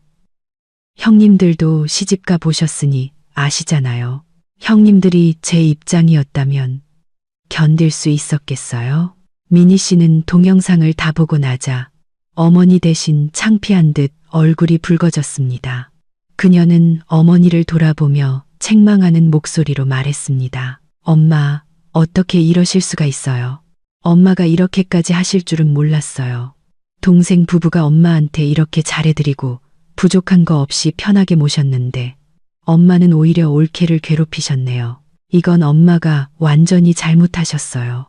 민석이 말에 넘어가신 거죠? 너도 마찬가지야. 젊은 놈이 일할 생각은 안 하고 맨날 엄마 치마폭에 쌓여서 이제는 형님 집까지 뺏으려고 해? 너 부끄럽지도 않니? 민석아? 미나 씨가 민석을 노려보았습니다. 두 누나에게 공격을 당하자 민석은 고개를 푹 숙인 채 아무 말도 하지 못했습니다. 시어머니는 동맹을 잃고 반박할 수 없는 증거 앞에 모든 것이 탄로나자 망연자실한 표정으로 옷자락만 만지작거렸습니다. 민준 씨가 말을 이었습니다. 그의 목소리는 슬펐지만 단호했습니다. 오늘 제가 모두를 부른 건 이 진실을 증명하기 위해서입니다. 저희 부부는 최선을 다했지만 그래서 저는 제 마지막 결정을 발표하겠습니다. 모두가 숨을 죽이고 민준 씨의 다음 말을 기다렸습니다. 내일부터 민석이는 제가 얻어준 원룸으로 나가서 살아라. 나가서 독립하고 내 삶은 내가 알아서 책임져. 그리고 어머니, 만약 어머니께서 여기에 남고 싶으시다면 서연이를 존중하고 이 집의 규칙을 따라주셔야 합니다. 만약 그게 불편하시다면 시골로 내려가시거나 민석이와 함께 나가서 사세요. 생활비는 매달 보내드리겠습니다. 하지만 더 이상 저희 부부의 삶과 재산에 간섭하는 것은 용납하지 않겠습니다. 시어언니는 민준 씨를 올려다보았습니다. 그녀의 눈에는 당혹감이 가득했습니다. 평소 온순하고 우유부단하던 아들이 오늘 이렇게까지 단호한 최후 통첩을 날릴 줄은 상상도 못했던 것입니다. 그녀는 자신이 졌다는 것을 법의 논리와 사람의 마음을 담은 명백한 증거 앞에 완벽하게 패배했다는 것을 깨달았습니다. 민준 씨의 선언 이후 거실은 여전히 쥐 죽은 듯 조용했습니다. 시어머니는 큰아들을 멍하니 쳐다보며 미동도 없이 앉아 있었습니다. 이 집에서 누리던 자신의 권력이 완전히 무너졌다는 사실을 아직 받아들이지 못하는 듯 했습니다. 그 침묵을 깬 것은 큰 누나 미니 씨였습니다. 그녀는 자리에서 일어나 어머니 앞으로 다가가 실망 가득한 목소리로 말했습니다. 엄마, 솔직히 너무 실망스러워요. 아빠 일찍 돌아가시고 엄마 혼자 우리 삼남매 힘들게 키우셨죠. 평생 그 은혜 잊지 않고 살 거예요. 하지만 그 은혜가 자식의 행복을 짓밟을 권리가 될 수는 없어요. 민준이는 착하고 올케는 성실해요. 엄마는 복에 겨운 줄도 모르고 계셨던 거예요. 미나 씨가 경멸 어린 눈빛으로 민석을 쳐다보며 말을 이었습니다. 너도 마찬가지야, 민석아. 나는 네가 몇 년 사회생활하면서 좀 철이 들었을 줄 알았는데 여전히 엄마 치마폭에 숨은 애송이구나. 형이랑 형수님 돈으로 형수님 집으로 장가갈 생각이었어. 가은 씨 복이, 그쪽 집안 복이 부끄럽지도 않니? 만약 그 집에서 네가 이렇게 사기쳐서 결혼하려 한 걸 알면 가만히 있겠어. 민석은 고개를 숙인 채 중얼거렸습니다. 저는 그냥 잠깐 빌리려고 했던 건데. 잠깐 빌려? 잠깐 빌리려는 놈이 집주인 옷을 내다 버리고 여자친구 데려와서 방 인테리어 바꿀 궁리를 해? 누굴 속이려고 들어? 누나가 말하는데 남자는 제 힘으로 벌어서 먹고 사는 거야. 헛된 꿈은 꾸지도 마. 내일부터 당장 나가서 살아. 형이랑 형수님 좀 편하게 살게 해드려. 시어머니는 그제야 정신이 든 듯 와락 울음을 터뜨렸습니다. 하지만 이번에는 때를 쓰는 고함이 아니었습니다. 무력감과 수치심이 뒤섞인 울음이었습니다. 그녀는 두 딸을 보며 떨리는 목소리로 말했습니다. 너희도 저것들 편들어서 이 어미를 버리는 거냐? 나는 이제 늙어서 살 날도 얼마 안 남았는데 엄마, 그만하세요. 죽는다는 말로 협박하지 마시고요. 우리는 누구 편드는 게 아니에요. 옳은 편을 드는 거지. 엄마가 명백히 잘못하셨는데 우리가 어떻게 엄마 편을 들어요. 민준이네 집에서 밥해주고 청소해주고 넓고 좋은 집에서 편하게 사셨으면 됐지. 뭘 더 바라세요? 그렇게 좁아 터진 원룸에서 민석이랑 살고 싶으시면 그렇게 하세요. 우린 안 말려요. 미니 씨가 단호하게 말을 잘랐습니다. 박 변호사는 모든 상황이 정리되었다고 판단하고 조용히 서류 가방을 닫았습니다. 어머님 그리고 가족 여러분, 법적으로나 도의적으로 모든 것이 명확해졌습니다. 민준 씨와 서연 씨는 자신의 재산과 주거 공간에 대해 온전한 결정권을 가지고 있습니다. 원만하게 정리되기를 바랍니다. 만약 앞으로 또다시 괴롭힘이나 주거 침입과 같은 불법 행위가 발생한다면 저는 법에 따라 더 강력한 조치를 취할 수밖에 없습니다. 말을 마친 박 변호사는 인사를 하고 돌아갔습니다. 민준 씨는 친구를 배웅하러 나갔고 방 안에는 냉혹한 현실을 마주한 시어머니와 민석 그리고 두 시누이만 남았습니다. 두 시누이는 어머니를 한참 동안 설득하다가 돌아갔지만 시어머니는 여전히 분한 마음을 사귀지 못하는 듯했습니다. 그날 밤 집안은 무거운 침묵에 잠겼습니다. 민석은 소파에서 잠을 청했고 시어머니는 방문을 굳게 닫고 나오지 않았습니다. 다음 날 민준 씨는 휴가를 내고 민석이 살 집을 구하러 나섰습니다. 그는 저희 집에서 약 5km 떨어진 곳에 원룸을 구했습니다. 서민들이 사는 동네의 평범한 다세대 주택이었지만 물론 저희 고급 아파트와는 비교할 수 없었습니다.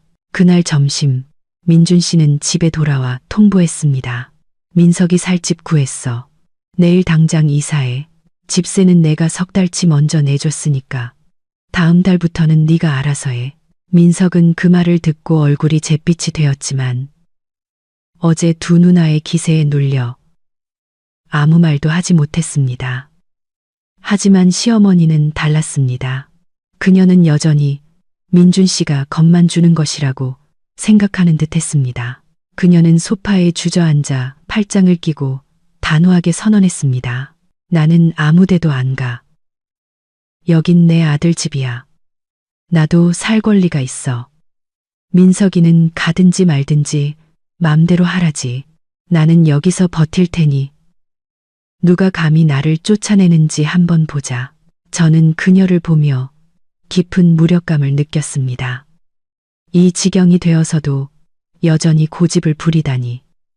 민준 씨는 한숨을 쉬며 어머니를 바라보았습니다. 어머니, 제가 말씀드렸잖아요. 어머니가 여기 남으셔도 돼요.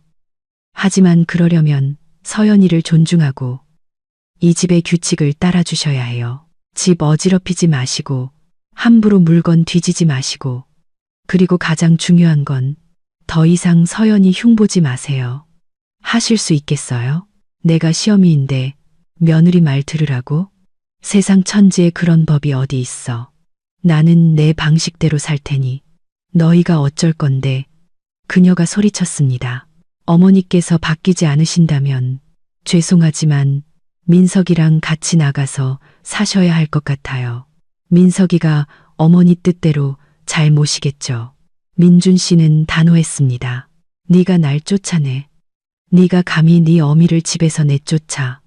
이 불효 막심한 놈. 아이고 세상아. 그녀는 또다시 울부짖으며 베개의 머리를 박기 시작했습니다. 하지만 이번에는 민준 씨가 더 이상 마음 약해지지 않았습니다. 그는 저를 돌아보았습니다.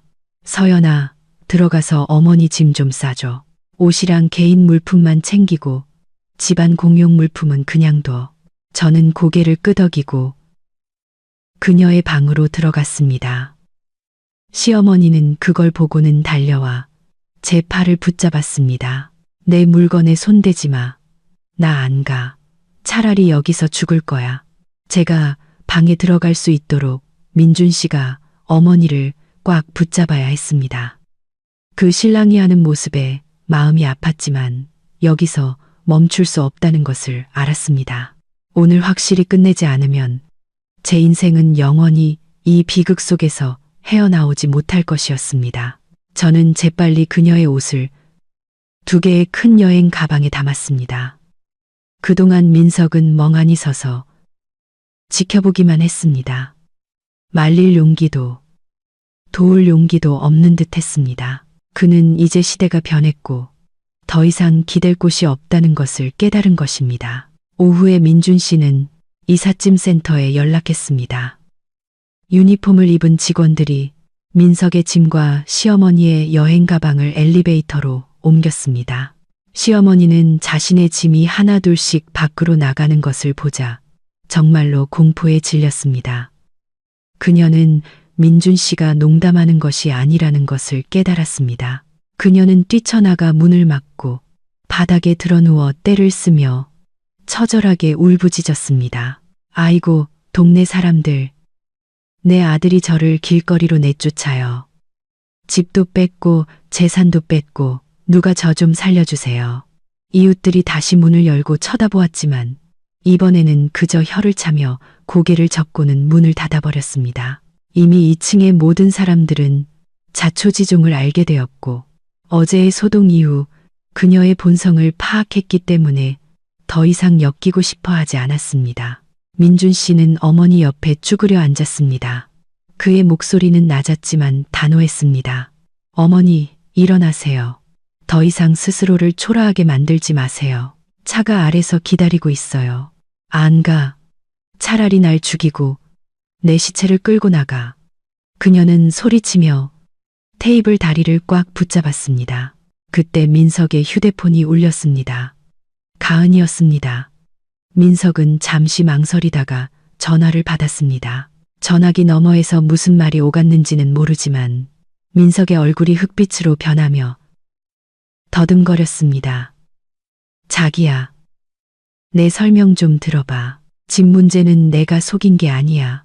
여보세요, 여보세요. 민석은 힘없이 휴대폰을 내려놓았습니다. 넋이 나간 표정이었습니다. 가은이 저희 집안의 소동을 알게 된 모양이었습니다. 게다가 민석이 집에서 쫓겨난다는 사실까지 알게 되자 그녀는 바로 이별을 통보한 것이었습니다. 민석의 신데렐라 꿈은 산산조각이 났습니다. 보셨어요, 어머니. 어머니의 과보와 우리 두 사람의 탐욕이 민석이를 망친 거예요. 처음부터 어머니가 민석이에게 독립하는 법을 가르치고 남의 것을 탐내도록 부추기지 않으셨다면 지금 이렇게 사랑도 돈도 다 잃는 꼴은 안 당했을 거예요. 민준 씨가 민석을 가리키며 말했습니다. 시어머니는 민석이 여자친구에게 차였다는 소식을 듣고는 망연자실했습니다. 울음소리가 목구멍에 걸렸습니다. 그녀는 축 늘어진 잎사귀처럼 주저앉은 막내 아들을 보다가 단호한 표정으로 서 있는 민준 씨를 보았습니다. 그녀는 이 게임에서 자신이 완벽하게 졌다는 것을 깨달았습니다. 시어머니가 저항하든 말든 민준 씨는 단호하게 계획을 실행했습니다. 그는 이삿짐 센터 직원들에게 계속 일하라고 신호를 보냈습니다. 그는 어머니를 부축해 문 밖으로 이끌었습니다. 시어머니는 비틀거리며 발버둥 쳤고 입으로는 계속해서 저주를 퍼부었지만 아들의 힘을 이길 수는 없었습니다. 저는 그녀의 약과 신분증이 든 가방을 들고 뒤따랐습니다. 길고 어두운 복도를 따라 끌려가는 시어머니의 초라하고 흐트러진 뒷모습을 보니 마음 한구석이 짠해졌습니다. 하지만 이내 그녀에게 당했던 지난 세월, 엉망이 되었던 침실, 그녀가 퍼부었던 악담을 떠올리자 동정심은 순식간에 사라졌습니다. 이것은 그녀의 탐욕과 이기심이 치러야 할 대가였습니다. 아파트 1층에 도착하자 작은 용달차가 기다리고 있었습니다. 민석은 말없이 조수석에 올라탔습니다. 민준 씨가 택시 뒷문을 열고 어머니에게 타라고 했습니다. 시어머니는 끝까지 차에 타지 않으려고 버티며 아쉬움 가득한 눈으로 저희 아파트를 올려다보았습니다. 어머니, 타세요. 제가 두 분 모셔다 드리고 정리되는 거 보고 올게요.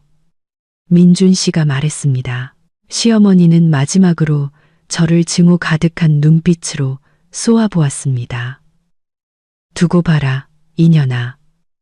인과응보라는 말이 괜히 있는 게 아니야. 네가 얼마나 잘 사나 내가 두 눈 뜨고 지켜볼 거다. 저는 침착하게 대답했습니다. 네, 어머님. 어머님 걱정하시지 않도록 저 잘 살게요. 그곳에서 건강 잘 챙기세요. 택시는 지난 3년간 제 삶을 뒤흔들었던 폭풍우를 싣고 떠났습니다. 저는 차가 복잡한 인파 속으로 사라질 때까지 그 자리에 서서 지켜보았습니다. 깊은 숨을 들이쉬자 상쾌한 오후 공기가 폐부 깊숙이 들어왔습니다. 3년 만에 처음으로 저는 서울의 하늘이 이렇게 아름답다는 것을 느꼈습니다. 차는 깊고 어두운 골목 어귀에 멈춰 섰습니다. 민준 씨는 어머니와 민석을 데리고 약 200m를 더 걸어 들어갔습니다. 그곳은 높은 건물들 사이에 끼어 있는 낡은 단층집이었습니다. 민준 씨가 문을 열었습니다. 방은 약 20제곱미터 남짓했고 벽지는 누렇게 변색되어 곳곳이 벗겨져 있었습니다. 낡은 타일 바닥, 삐걱거리는 옷장 하나, 그리고 검은 그을음이 낀 작은 부엌이 전부였습니다. 시어머니는 방에 들어서자마자 코를 막으며 소리쳤습니다. 세상에, 이런 돼지우리 같은 곳에서 나더러 살라고. 이게 무슨 냄새야. 이렇게 더워서 어떻게 살아. 민석도 얼굴을 찌푸렸습니다. 형, 어떻게 이런 다 쓰러져가는 곳을 구했어. 에어컨도 없이 이렇게 더운데 어떻게 살아. 민준 씨는 여행 가방을 내려놓으며 차갑게 말했습니다. 싼 게 비지떡이지. 여긴 월세도 싸고 공과금도 저렴해. 아직 변변한 직업 없는 내 형편에는 여기가 딱이야. 편하게 살고 싶으면 네가 돈 벌어서 좋은 오피스텔 구해. 하지만 내가 어떻게 이런 고생을 해. 나는 넓고 좋은 집에서 시원한 에어컨 쐬면서 살았는데 이런 찜통에 들어오면 나는 죽어.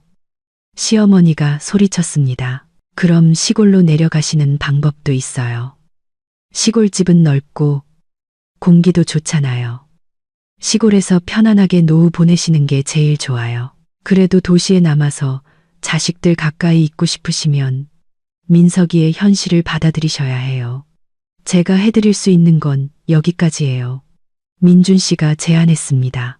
말을 마친 민준 씨는 두 사람의 짐 정리를 돕기 시작했습니다. 시어머니는 침대 모서리에 주저앉아 눈물을 글썽이며 초라한 방을 둘러보았습니다. 그녀는 소 잃고 외양간 고친다는 말의 의미를 뼈저리게 느끼기 시작했습니다. 그녀는 모든 것을 가졌었습니다. 아름다운 집, 효심 깊은 아들, 살뜰한 며느리. 하지만 끝없는 탐욕이 그 모든 것을 잃게 만들고 황혼의 나이에 이런 고생길로 내몰았습니다. 민준 씨는 민석에게 선풍기 하나를 조립해주고 몇 마디 당부의 말을 남긴 채 돌아섰습니다. 그는 어머니를 돌아보지 않았습니다. 지금 마음이 약해지면 그동안의 모든 노력이 물거품이 될 것이라는 것을 알았기 때문입니다. 그는 작은 골목을 빠져나오며 등 뒤에 남겨진 어머니와 남동생의 한탄과 뒤늦은 후회를 외면했습니다. 민준 씨가 돌아온 후 우리가 가장 먼저 한 일은 집 전체 대청소였습니다. 지난 3년간 시어머니가 쌓아둔 온갖 잡동사니와 낡은 물건들을 모두 버렸습니다. 새 커튼을 달고 향기롭고 깨끗한 새 침구로 바꿨습니다. 민준 씨는 또한 도배업자를 불러 침실 벽지를 새로 발라 그날의 끔찍했던 흔적을 지웠습니다. 내 공간의 주인이 된다는 느낌은 정말 최고였습니다. 더 이상 시끄러운 TV 소리도 역한 기름 냄새도 잔소리도 없었습니다. 집은 본래의 평화를 되찾았습니다. 그날 저녁 저는 자축하기 위해 푸짐한 저녁 식사를 차렸습니다. 따뜻한 식탁에 마주 앉은 우리 부부, 반짝이는 촛불, 그리고 잔잔한 음악. 민준 씨는 사랑과 미안함이 가득한 눈으로 저를 바라보았습니다. 고마워, 서연아. 그동안 참고 견뎌줘서 정말 고마워. 약속할게. 이제 다시는 누구도 당신을 힘들게 하거나 우리 가정을 침범하게 두지 않을 거야. 저는 그의 손을 잡고 행복하게 미소 지었습니다. 저도 고마워요. 제 편에 서서 용감하게 정의와 우리 사랑을 지켜줘서. 어머니 일 때문에 마음 아픈 거 알지만 시간이 지나면 어머니도 이해해 주실 거라고 믿어요. 우리의 삶은 점차 제 궤도를 찾아갔습니다. 마음의 짐을 벗어 던지자 저는 일의 능률도 훨씬 올랐고 승진도 했습니다. 민준 씨도 한결 밝고 편안해 보였습니다. 우리는 서로를 챙기고 여행을 다니며 지난 3년간 빼앗겼던 늦깎이 신혼생활을 만끽했습니다. 가끔 민준 씨는 어머니와 민석이 사는 곳에 들러 음식이랑 약을 챙겨주었습니다. 그가 말하길 민석이는 생활비를 벌기 위해 배달 기사 일을 시작했다고 했습니다.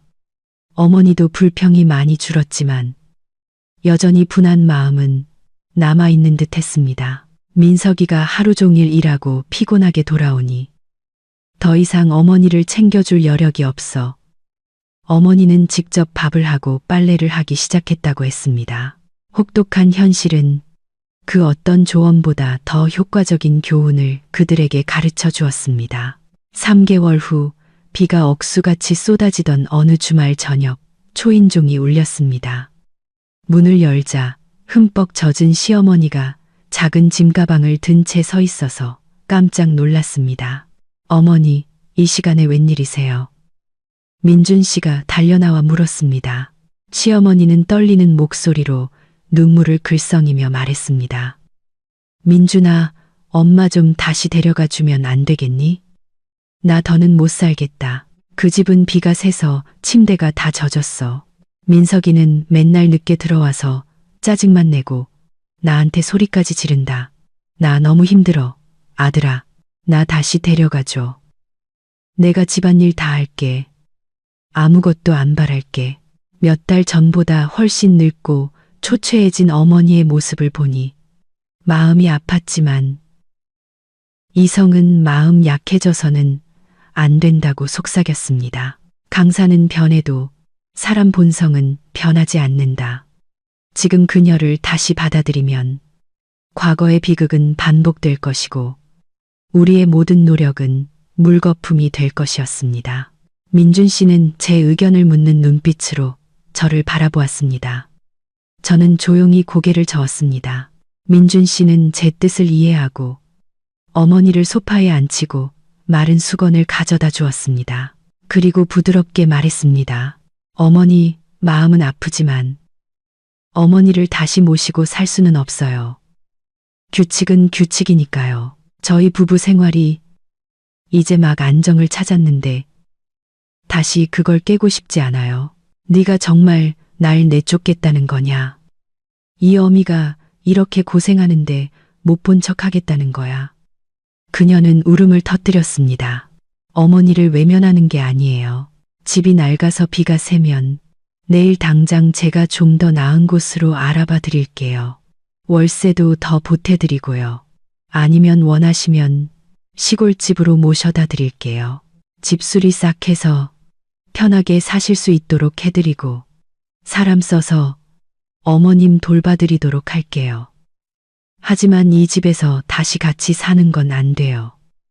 민준 씨는 단호했습니다. 시어머니는 민준 씨의 단호한 태도와 침묵으로 동의하는 저를 보았습니다. 그녀는 이 집으로 돌아올 문이 영원히 닫혔다는 것을 깨달았습니다. 그녀는 고개를 숙이고 현실을 받아들였습니다. 그녀는 자신의 이기심과 탐욕으로 가장 좋은 안식처를 제 손으로 파괴한 것이었습니다. 이제 그 결과를 받아들이는 법을 배워야 했습니다. 결국 그녀는 시골로 돌아가는 것을 선택했습니다.